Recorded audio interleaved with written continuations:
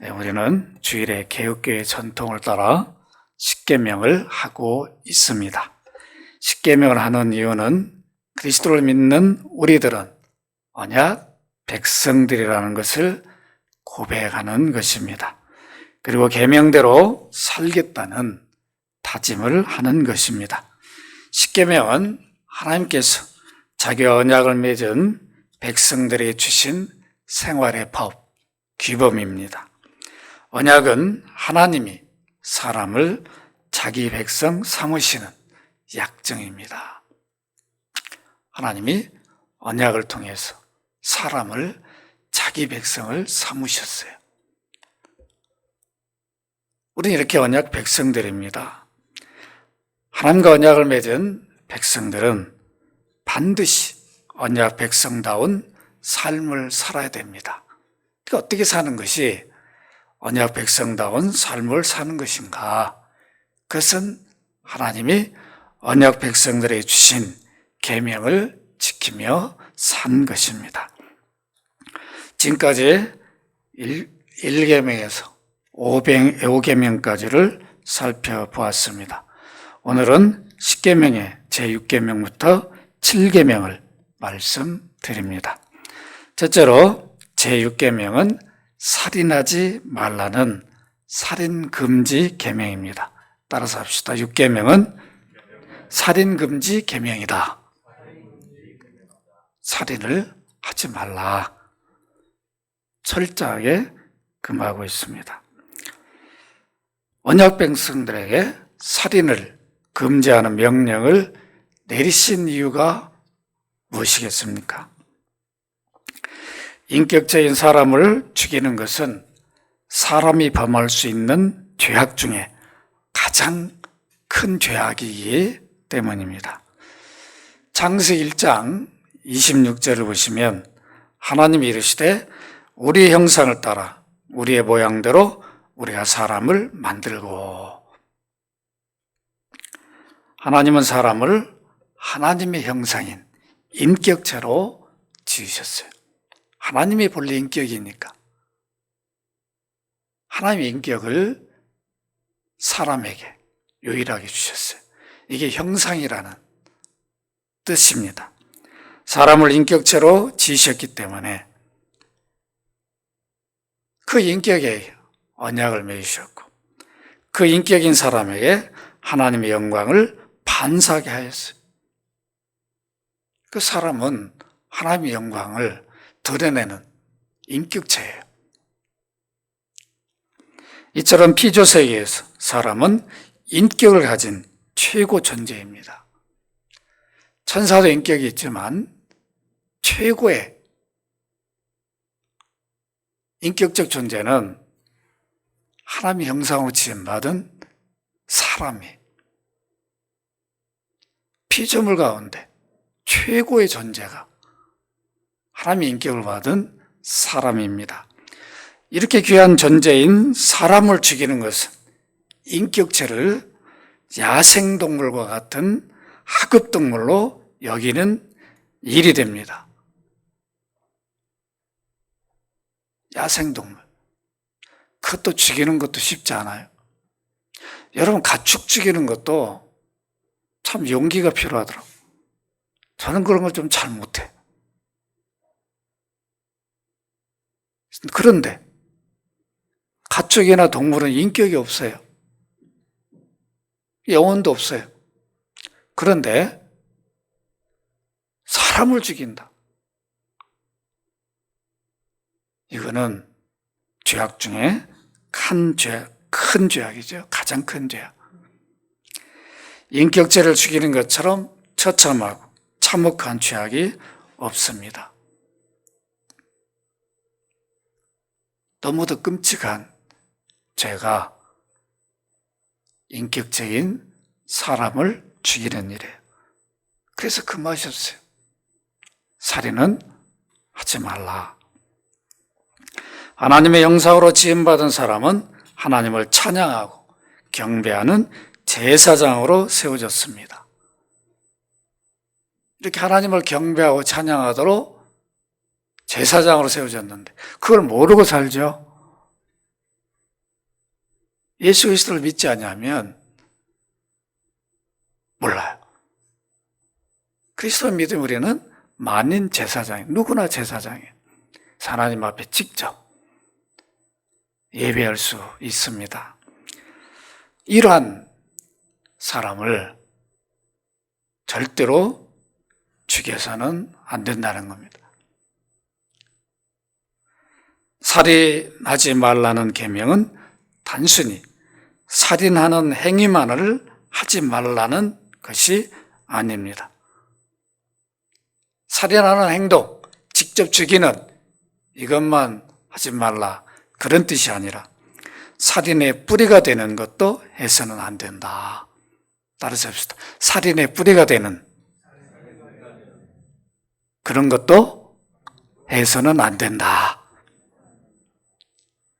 마음에서 나오는 시기, 미움, 성냄, 탐욕 이것이 살인의 뿌리예요.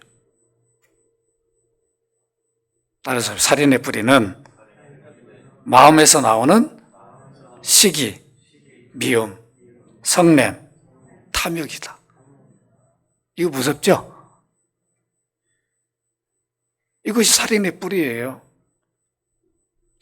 이런 것들이 마음을 지배하고 버리지 못하면 결국은 살인까지 이어지는 이것을 우리가 우리 사회에서 보고 있습니다. 유대인들은 살인 금지 계명을 문자적으로 이해하고 지켰어요. 살인하지 말라. 그러니까 그냥 안 죽이면 되는구나. 살인이 되는 뿌리는 생각하지 않았어요. 행동만. 나는 살인하지 말라는 계명을 잘 지키고 있습니다. 이렇게 생각했어요. 사람을 직접 죽이지만 않으면 살인하지 않았다. 계명을 잘 지킨 것으로 유대인들을 생각하고 있었어요. 이러한 유대인의 모습을 예수님은 보시면서 마태복음 5장 21절, 22절에서 말씀하셨어요. 예수님은 하나님이시잖아요. 이 계명을 주신 분이에요. 계명을 만드신 분이에요. 그러니까 계명의 참 의미가 무엇인지를 아시는 분이에요. 유대인들이 문자적으로만 나는 행동만 안 하면 난 살인 안 했다. 그런 생각을 갖고 있었는데 그들에게 마태복음 5장 21절 22절에 보면 옛사람에게 말한 바 살인하지 말라 누구든지 살인하면 심판을 받게 되리라 하였다는 것을 너희가 들었으나 너희가 지금 알고 있다는 십계명이 이미 시내산에서 자기 조상들에게 하나님 주셨잖아요. 언약을 맺고. 또 옛사람이 이미 살인을 하지 말라는 계명을 받아서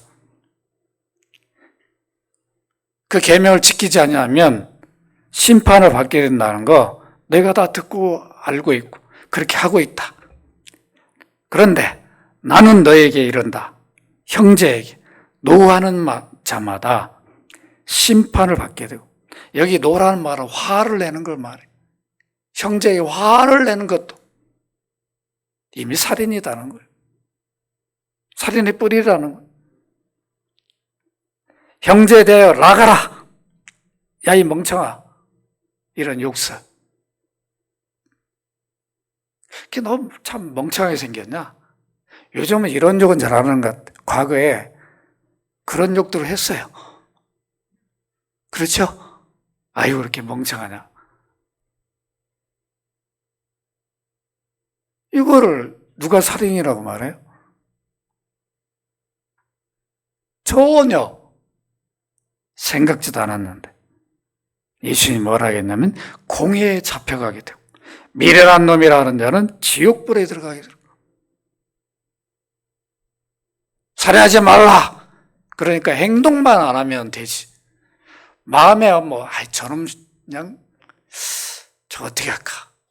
무슨 생각을 했든 죄지을 마음을 가졌어도 가서 행동만 안 하면 그건 살인이 아니다. 이게 유대인의 생각이었어요. 그러나 주님은 이미 너희 마음속에 그런 악을 품었다면 살인한 것이다.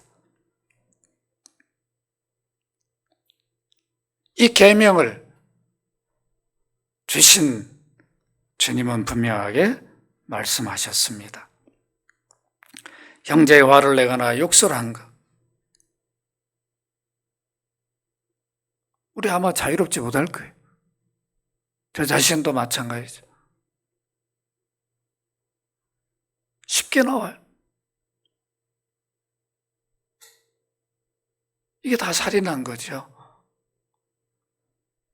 사람을 미워하여 그 인격을 깎아내리는 말과 행동, 그것으로 인해서 인격에 큰 손상을 주게 됩니다.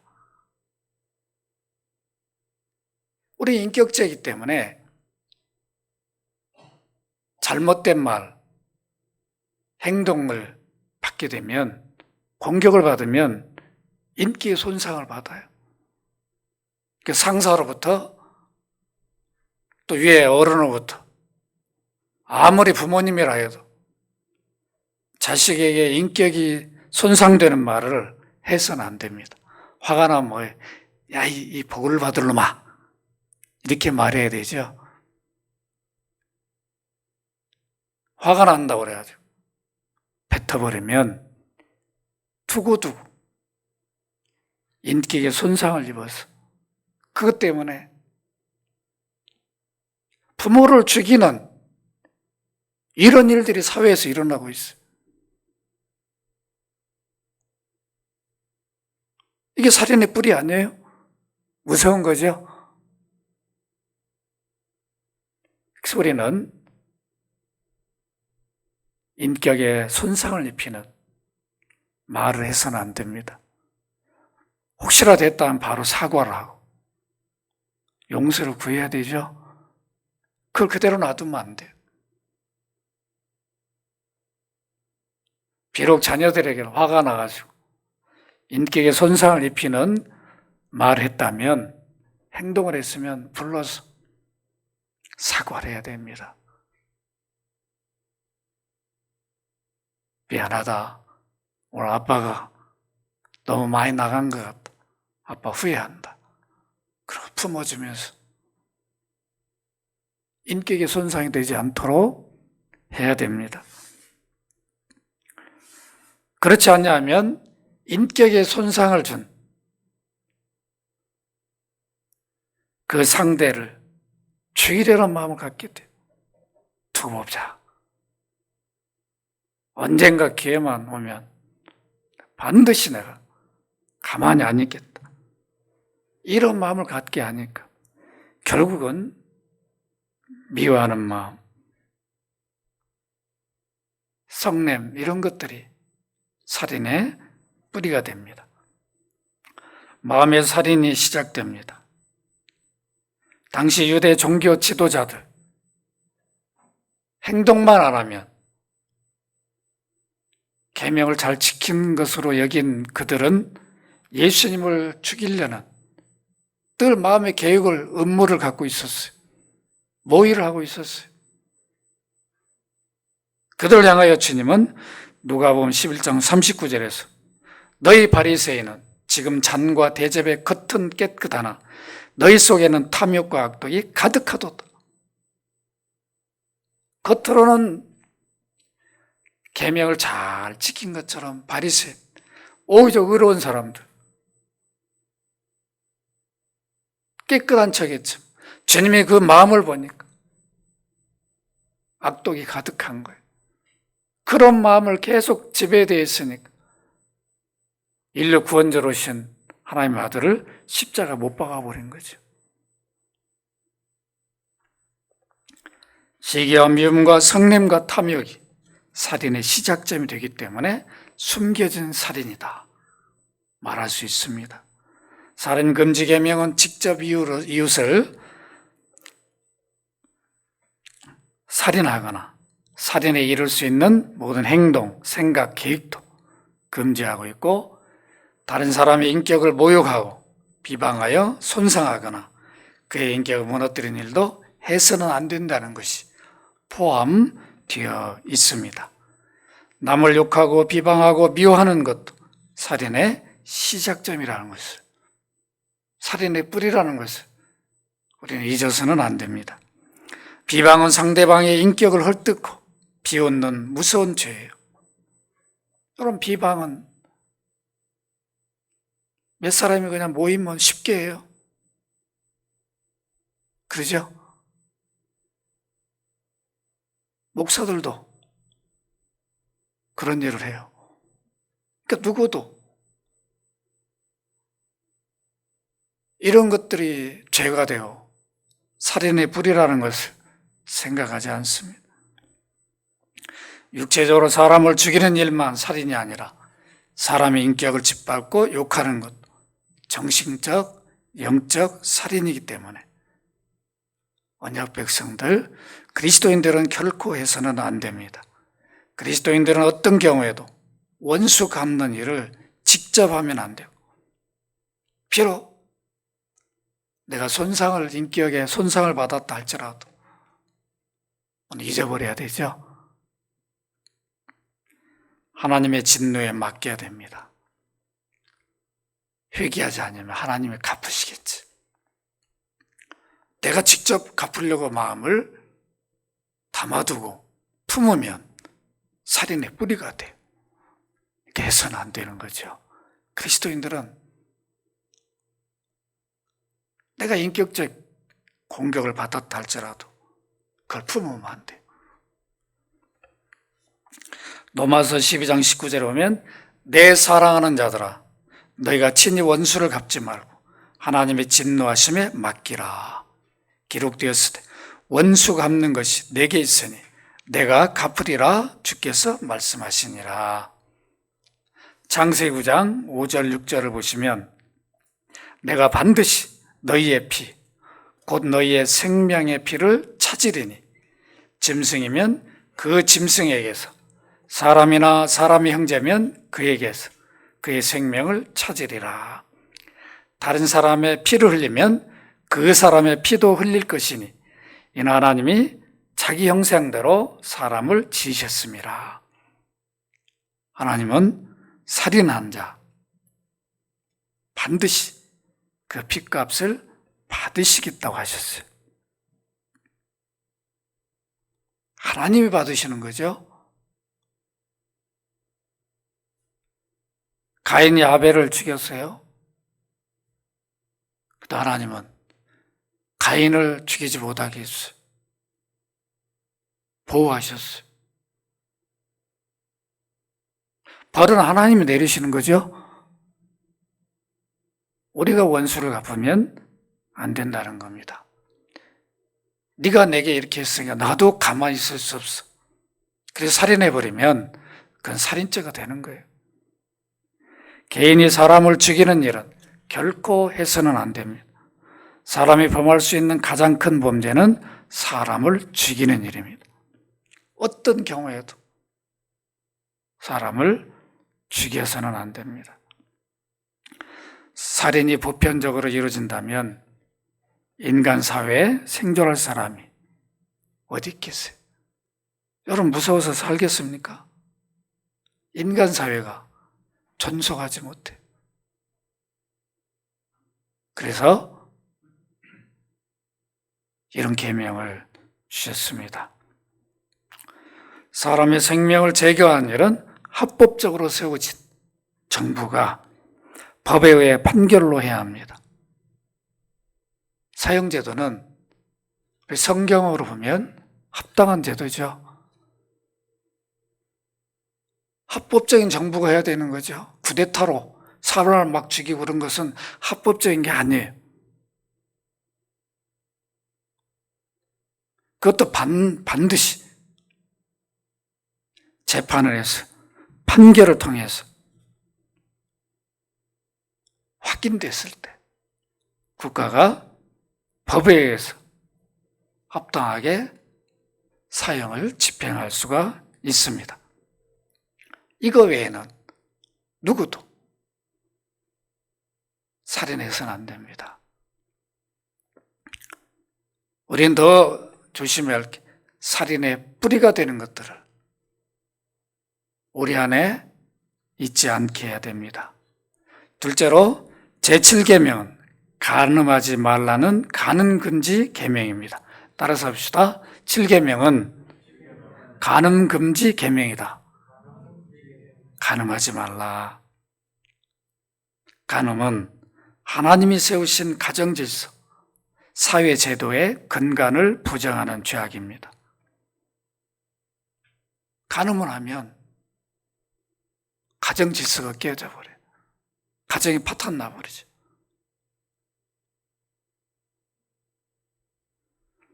창세기 2장 24절에 보면 남자가 부모를 떠나 그의 아내와 합하여 둘이 한 몸을 이룰지로다. 창조주는 사람을 남자와 여자로 창조하셔서 둘을 결합하여 한 가정, 한 인격 공동체가 되게 하였습니다.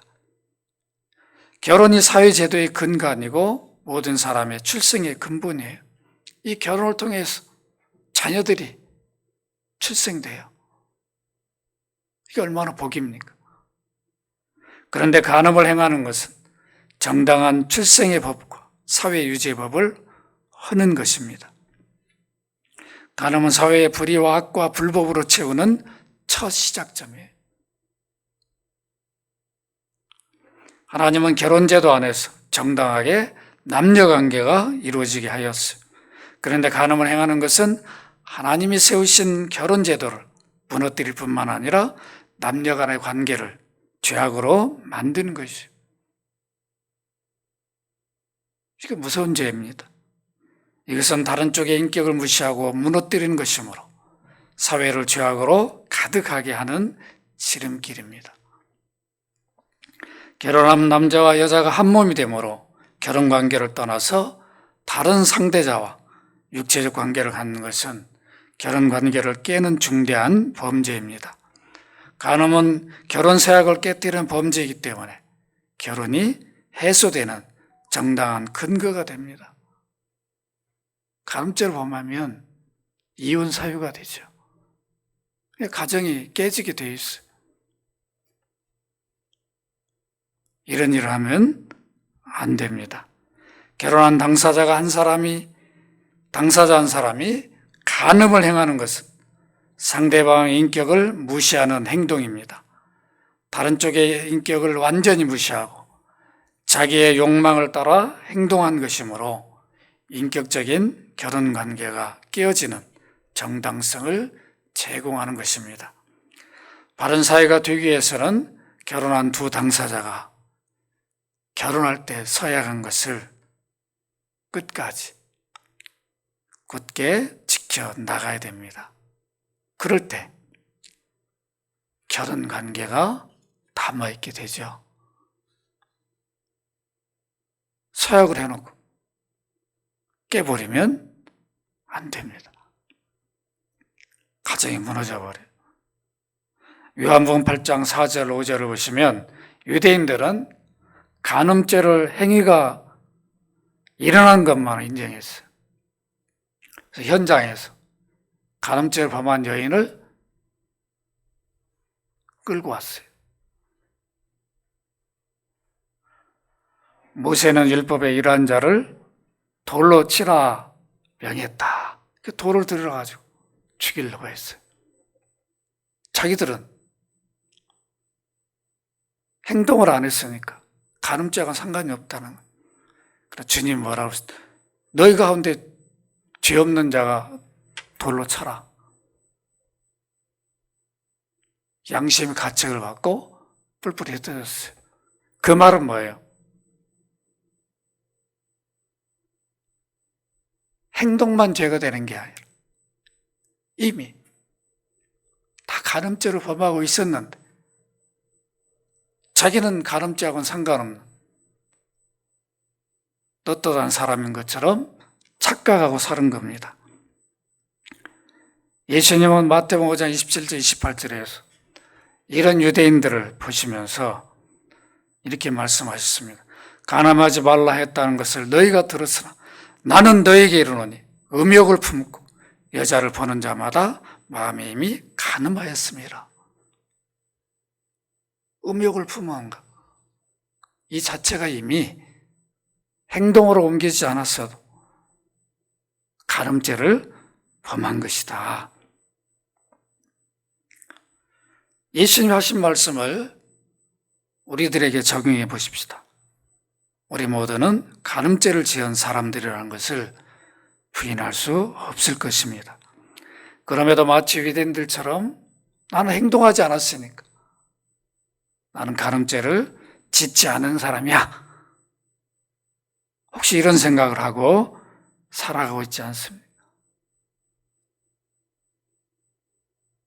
난 너무도 떳떳한 사람이다. 이런 생각을 하고 간음죄와 나는 멀다. 이러고 회개하지 않습니까? 우리들은 누구도 예외 없이 마음으로 간음죄를 범한 사람들이다 말할 수 있겠습니다. 그래서 우리는 간음죄를 회개해야 합니다. 음탕한 생각에서 간음이 시작하므로 음란한 생각을 하지 말아야 합니다. 그리스도인은 간음하지 말아야 할 뿐만 아니라 음란한 생각도 하면 안 됩니다. 음란한 생각이 싹이 되어 간음죄를 범하게 됩니다.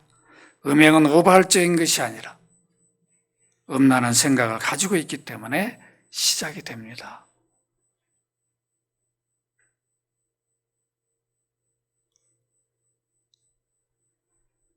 항상 조심해야 되죠. 음탕한 생각이 들어오면 즐기면 안 돼요.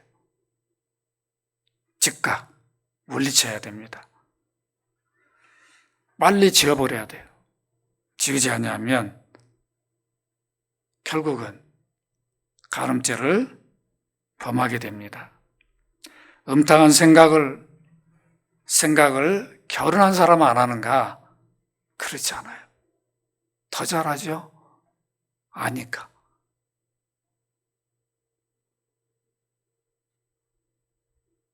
그 예수님은 간음죄를 설명하면서 이 마음속에 있는 것을 다스려야 되는 것을 말씀하셨어요. 음탕한 생각이 들 때에 어떻게 해야 됩니까? 음란한 생각이 우리 안에 들 때에 우리는 즉시 주 예수의 피가 나를 모든 죄에서 깨끗한다라고 선언해야 돼요.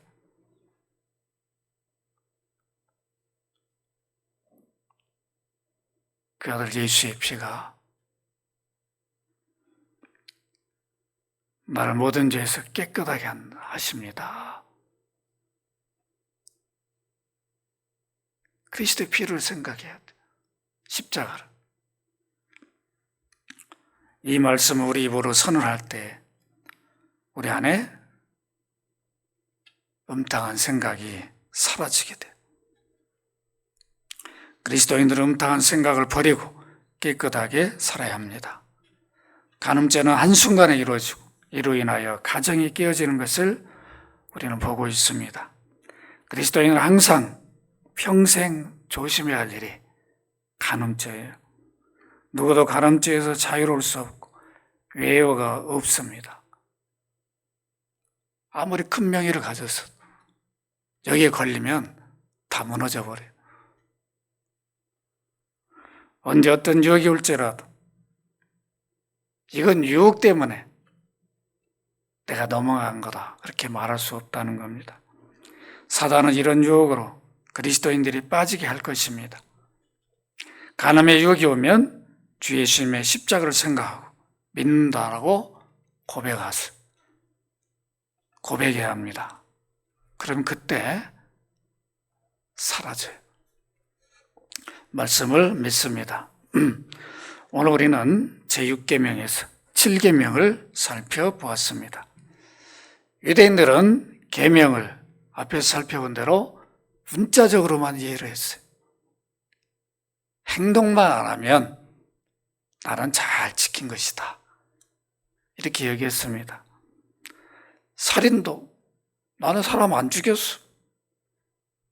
마음에 어떤 미움, 시기, 질투, 성냄, 탐욕이 있을지라도 행동만 안 했으면 나는 살인하지 않았다. 이 계명을 잘 지킨 것으로 여겼습니다. 간음도 마찬가지.